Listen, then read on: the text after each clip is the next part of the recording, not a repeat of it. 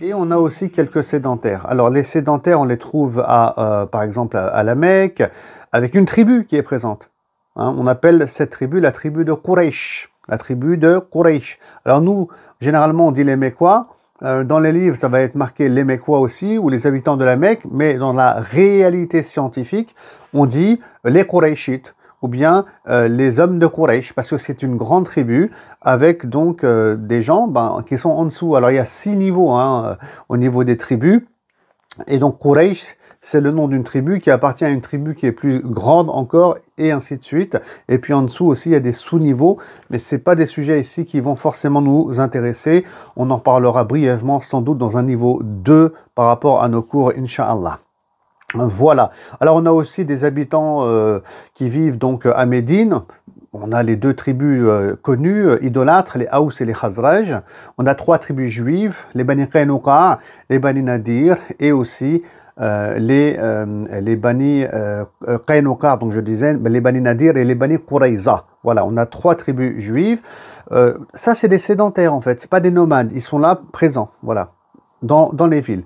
On a aussi les juifs qui sont à Khaybar, on a aussi les chrétiens qui sont à Najran, mais vraiment, c'est quelques villes, et surtout, c'est pas des villes qui sont structurées, organisées. Le système, il est vraiment tribal, donc il n'y a pas d'école, il n'y a pas d'université, vous voyez, il n'y a pas les pompiers, il n'y a pas la police, il n'y a pas d'administration, il y a rien de tout ça, il n'y a pas des ministres, il n'y a absolument rien, et ça, on ne doit pas l'oublier.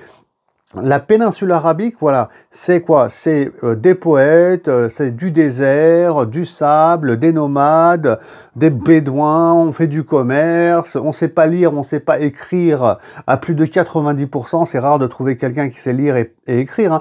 Même le prophète ne savait pas lire et écrire, sallallahu alayhi wa sallam. Il n'y a pas de civilisation non plus, donc il n'y a pas de calendrier, c'est Omar ibn al-Khattab qui va inventer donc ce fameux calendrier musulman qu'on connaît aujourd'hui. Et d'ailleurs, quand on parlera de la naissance du prophète sallallahu alayhi wa sallam, on dira qu'il est né l'année de l'éléphant. Bon, qu'est-ce que ça veut dire d'ailleurs, hein? L'année de l'éléphant, on aura l'occasion de détailler ça. Mais tout ça, ça montre que ce sont des Arabes, c'est un système tribal, surtout il n'y a pas de civilisation, il n'y a rien. Voilà. À la Mecque, c'est la tribu de Quraysh qui gouverne, très bien. On parle d'environ 10 000 habitants qui sont présents. Selon le docteur Hamidullah, on a un nombre un peu similaire à Médine. Ça c'est les 2 villes vraiment qui vont nous intéresser. Et donc à la Mecque, on a la tribu de Quraysh, ça c'est très important. Puis à l'intérieur, on a des clans, pour faire très simple. Et dans chaque clan, il y a un chef.